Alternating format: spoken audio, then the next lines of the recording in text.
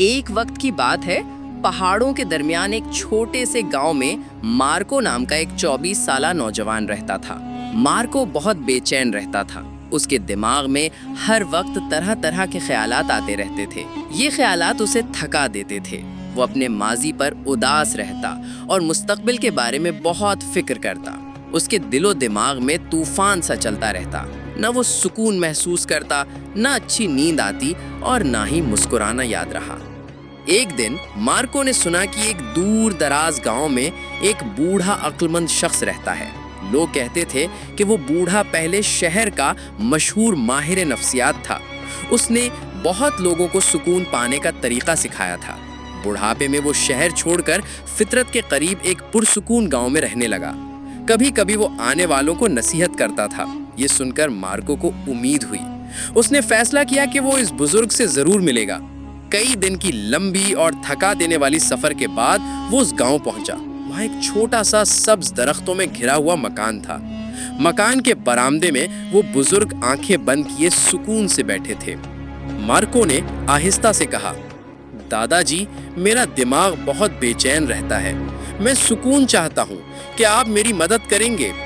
بوڑھے نے مسکرا کر آنکھیں کھولی اور کہا، تو سکون ڈھونڈ رہا ہے؟ آؤ، میں تمہیں ایک چھوٹا سا کام دیتا ہوں۔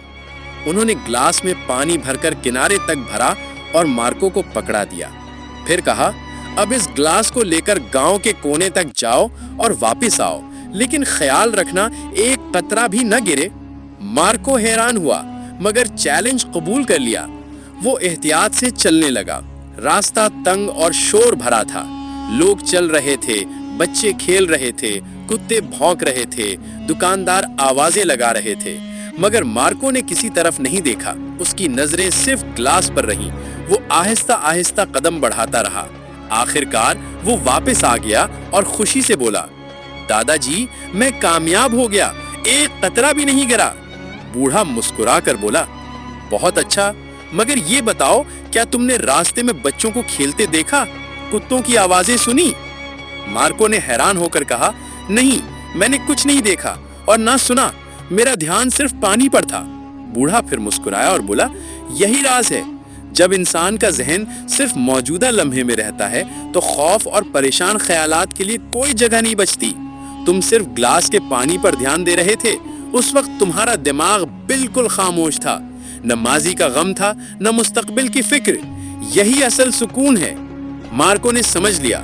اس نے آہستہ سے کہا، دادا جی، اب مجھے پتا چل گیا ہے، سکون باہر نہیں، اندر ہی ہوتا ہے، بس دل کو حال میں رکھنا چاہیے۔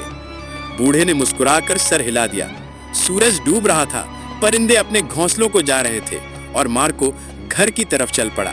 لیکن اب وہ پہلے والا بے چین لڑکا نہیں رہا۔ اب وہ پرسکون ہو چکا تھا، کیونکہ اسے دماغ کو خاموش رکھنے کا طریقہ آ گیا تھا۔